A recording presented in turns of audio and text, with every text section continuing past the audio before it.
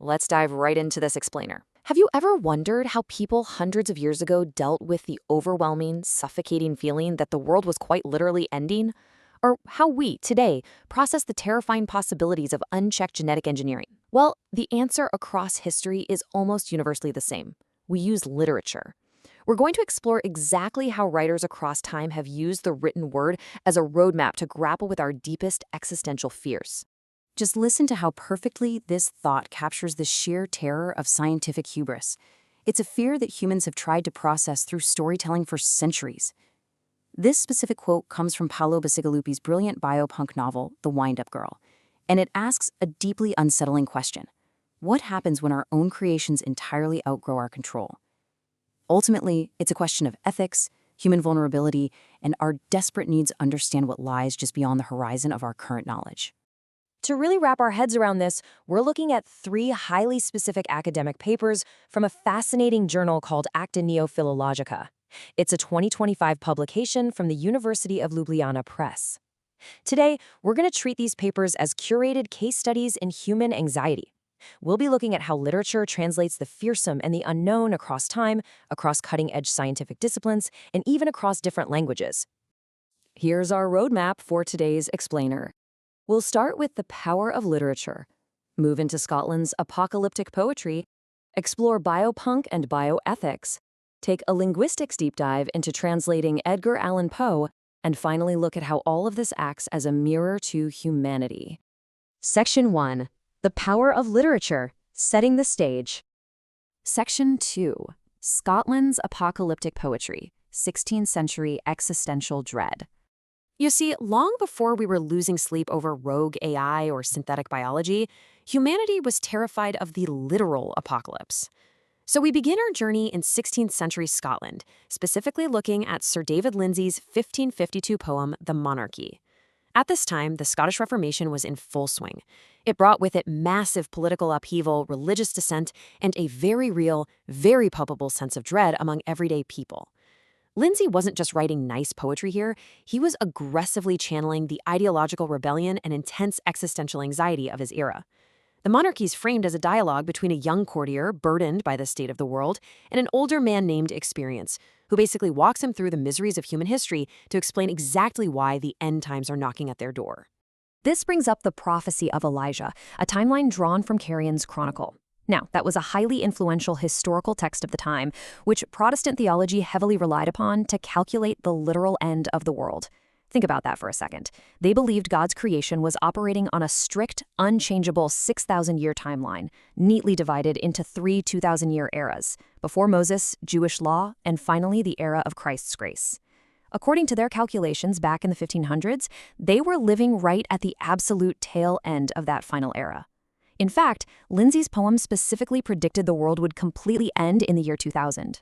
To justify this, Lindsay mapped out human history as a perpetual series of cascading mistakes across major monarchies. It goes from the Assyrian Empire to the Persian, Greek, and Roman empires, concluding that the corruption of the fifth monarchy, which he identified as the papacy, would ultimately trigger the final judgment. It's an absolutely fascinating look at how a society, feeling entirely out of control, utilized literature to give structure and logic to their darkest, most chaotic fears of annihilation. So that brings us to a major pivot in human anxiety. We're moving from biblical apocalypses to biological ones. We've seen how 16th century theology tackled the end of days, but how does modern literature deal with the man-made horrors of our own future? Section 3. Biopunk and Bioethics. The horror of the future.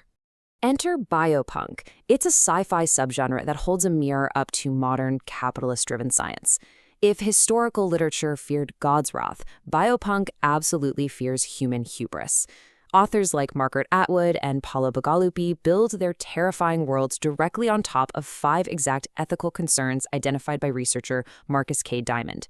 Things like playing God, uncontrolled ecosystem disruption, biosecurity threats, global justice surrounding intellectual property, and DIY biohackers.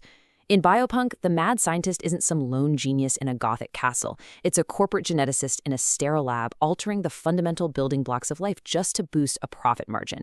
They are actively wrestling with the morality of meddling with nature. Notice how both authors use bizarre biological creations to ask deeply unsettling questions about capitalism, completely stripping away the value of living creatures. Take Atwood's Pigoons from her Mad Adam trilogy. They represent the grotesque commodification of life. They literally engineered an animal not to feel pain, simply to silence animal rights activists while they harvest its organs. Contrast that with Basagalupi's Cheshires. These genetically modified devil cats wiped out natural cats globally, all because a corporate executive wanted a genetically unique birthday present for a kid. It's an incredibly dark, sharp critique of what happens when we treat DNA like a corporate toy. Are we heading toward a reality where we edit human beings to fit capitalist needs? And if we do, what rights do these newly engineered beings actually have? This is the ultimate ethical puzzle presented by biopunk fiction. It pushes the boundaries of what it actually means to be human in a test tube society. Literature serves as a vital societal thought experiment here, letting us test these ethical boundaries before the science fully, irreversibly arrives. Now, we've seen how literature tackles the horror of the future, but how do we translate the horror of the mind? This brings us to the actual, literal language used to build these terrors across different cultures. Section 4. Translating Edgar Allan Poe, The Linguistics Deep Dive. Translating Edgar Allan Poe's hallucinatory metaphors into the Slovenian language is an immense challenge. It's one thing to write about suffocating dread in your native tongue. It's an entirely different beast to port that exact psychological weight across linguistic boundaries without losing the magic. To do it, translators use something called cognitive metaphor theory, essentially mapping a literal source onto a feeling. Poe's original English used "as the evening wore away," where his source domain was worn-out fabric applied to the passing of a dull evening. But Jaze Udovic realized a literal translation of worn-out fabric wouldn't feel the same in Slovenian. So, in 1972, he brilliantly shifted the source domain to a physical weight dragging you down. The more the evening was dragging. It perfectly preserves Poe's hypnotic, delirious atmosphere. Conversely, look at this example from The Fall of the House of Usher. Poe originally wrote, "The eye struggled in vain to reach, making the human eye a desperate, struggling entity." But the 1952 Slovenian translators simply deleted Poe's personification entirely, stating the light was barely enough to recognize objects. They completely reduced the eerie metaphor down to a basic, literal description. The information is technically there, but the poetry of the horror? Completely gone.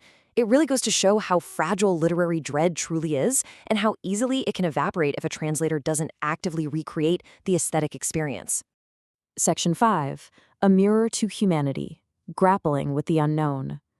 Let's tie all of these fascinating literary case studies together. What do Scottish theological poems, modern biopunk thrillers, and translated Gothic horror all actually have in common? Well, whether we're predicting the end of the world using a rigid 6,000-year timeline, imagining a dystopian biological future ruled by calorie companies, or trying to accurately translate the creeping darkness of the human mind, literature is how we process our collective fears. It gives a tangible, readable shape to the otherwise invisible anxieties of the human condition. This quote from JBS Haldane beautifully summarizes our ultimate takeaway. Our survival and progress depend entirely on aligning our ethics with our rapidly expanding capabilities. Literature acts as a necessary ethical sandbox. It vividly warns us of the consequences of our hubris well before we make those irreversible mistakes in the real world. I want to leave you with this final thought to ponder about how we are writing our own future right now. When researchers look back at the stories, the movies, and the novels that we are obsessing over today, what will they say about our deepest vulnerabilities? What are our modern monsters saying about us? Thanks for joining me for this explainer.